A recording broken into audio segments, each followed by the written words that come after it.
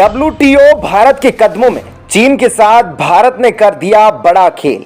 Middle east के देश भारत के आए शरण में। भारत ने पकड़ी इन सब की चोरी। नमस्कार, एक बार फिर से दोस्तों आपका प्लेनेट 4 पर स्वागत है।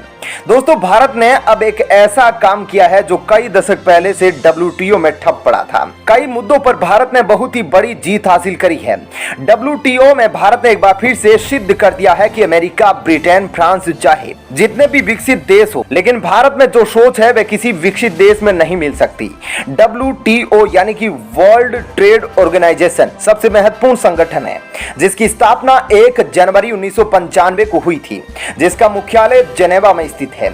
इस संगठन में 164 देश शामिल हैं, लेकिन कई दशकों से किसी भी मुद्दे पर इन सभी देशों की आम सहमति नहीं बन पाई है।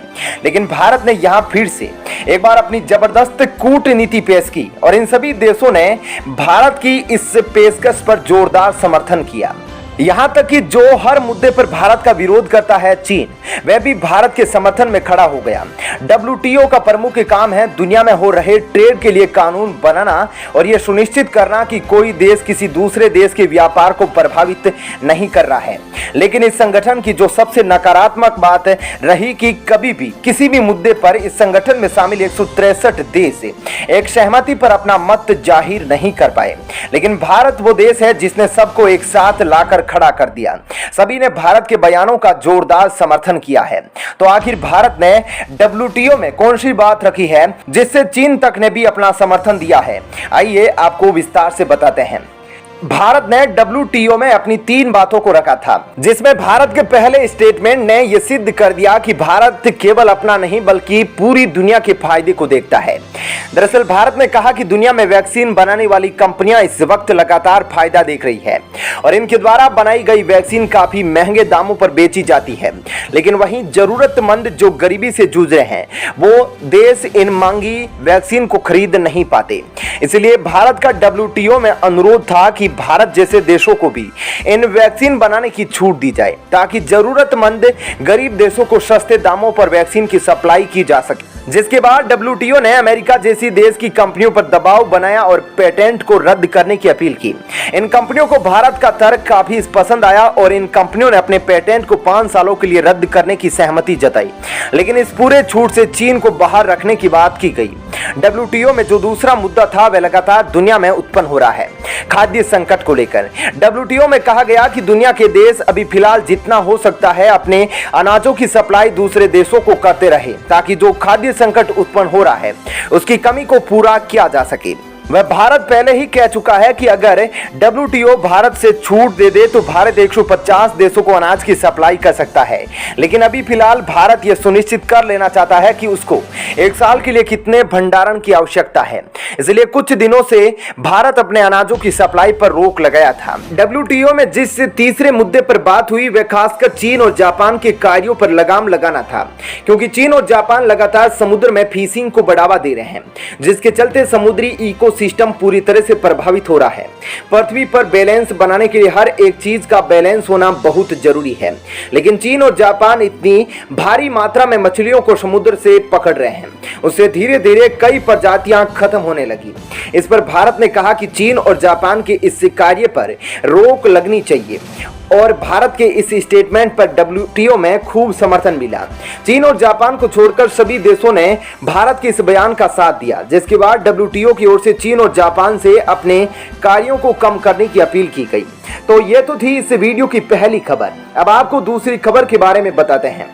दोस्तों, भारत में अभी हाल ही में पैगंबर मोहम्मद के विवादित वाले बयान को लेकर मिडिल ईस्ट के देशों में काफी बवाल हुआ था और भारत को माफी मांगने पर दबाव दिया गया था। वहीं दूसरी ओर भारत की वजह से इन देशों को खाने पीने की चीजें पहुंच रही है। यह देश भारत की नजर में आए बिना भारत के सामानों का लगातार उपयोग कर रहे थे और भारत के सामानों को अपने स्टॉक में भरने की कोशिश कर रहे थे। तो अब इन देशों के ऊपर भारत सरकार बड़ी कार्रवाई करने जा रही है।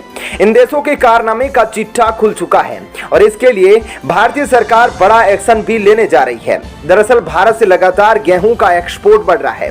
विदेशी देश भारत से गेहूं खरीदते हैं और अपने देश में इस गेहूं का प्रोसेस करके आटे को तैयार करते हैं, जिसका उपयोग फूड प्रोसेसिंग में होता है। भारत ने पहले ही गेहूं के एक्सपोर्ट पर बैन लगा दिया था, लेकिन अभी आटे के एक्सपोर्ट पर बैन नहीं लगा था। गेहूं के एक्सपोर्ट के मुकाबले अगर आटे का एक्सपोर्ट किया जाता है तो उससे भारत को होने वाला मुनाफा दोगुना हो जाता है। अगर भारत से आटे का एक्सपोर्ट होता है तो इसका सीधा मुनाफा ट्रेडर्स, मिल और किसानों को होता है और साथ ही विदेशी मुद्रा भंडार भी बढ़ता है। अभी तक आटे के एक्सपोर्ट पर भारत में किसी भी प्रकार की कोई प्रतिबंध नहीं लगाया गया था, लेकिन दुनिया में ऐसे बहुत से देश हैं जो भारत से आटे का एक्सपोर्ट ना करके गेहूं खरीदना चाहते हैं, क्योंकि गेहूं खरीदना इनके लिए आसान होता है। जैसे पाकिस्तान के हालात इस वक्त खराब हो चुके हैं और केवल 2 महीनों के लिए व्यापार करने के लिए विदेशी मुद्रा भंडार बचा हुआ है, तो भारत से पाकिस्तान अपील कर रहा है कि वे आटा एक्सपोर्ट ना करके गेहूं का एक्सपोर्ट करें, जिससे कॉस्ट को कम किया जा सकेगा। लेकिन जिन देशों की अर्थव्यवस्था अच्छी है वे सीधे भारत से आटे का एक्सपोर्ट करना चाहते हैं। इंटरनेशनल मार्केट में इस वक्त गेहूं की भारी किल्लत है।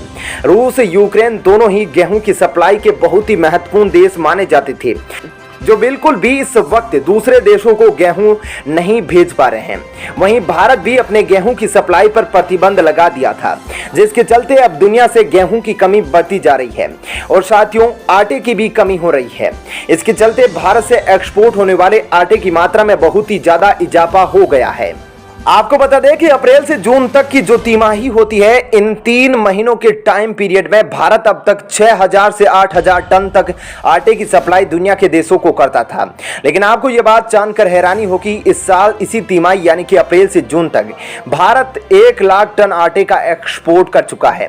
13 मई को भारत ने गेहूं के एक्सपोर्ट पर बैन लगा दिया था।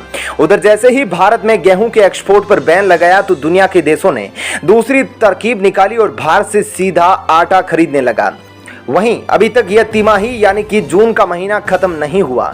एक्सपर्ट का कहना है कि जून महीने खत्म होते होते भारत 1,30,000 टन तक आटे का एक्सपोर्ट कर देगा। भारत में गेहूं का एक्सपोर्ट पर बैन लगाने का उद्देश्य था भारत के अंदर आटे की कीमतों को कम किया जा सके। जब इस बैन को लगाया गया तो उसके बाद आटे की कीमतों में 2 से 3 रुपए की गिरावट आई, लेकिन भारत सरकार को उम्मीद थी कि कम से कम 6 से 8 रुपए की गिरावट आने की उम्मीद है। लेकिन उधर दूसरी ओर जैसे ही भारत ने गेहूं के एक्सपोर्ट पर बैन लगाया तो अचानक ही आटे का एक्सपोर्ट बढ़ गया, जिसकी वजह से भारत के अंदर मार्केट में पहले की तरह आटे का भंडारण मौजूद है, उसमें बढ़ोतरी नहीं हो सकी। इसलिए भारत सरकार एक बार फिर से अब आटे की सप्लाई पर बैन लगाने वाली है।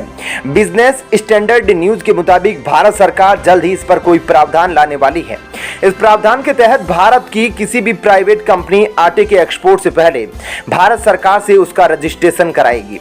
तो दोस्तों फिलहाल के लिए इस वीडियो में इतना ही, लेकिन आपका क्या कहना है इस खबर पर जरूर बताइएगा। साथ ही वीडियो को लाइक और शेयर जरूर कर ले। धन्यवाद।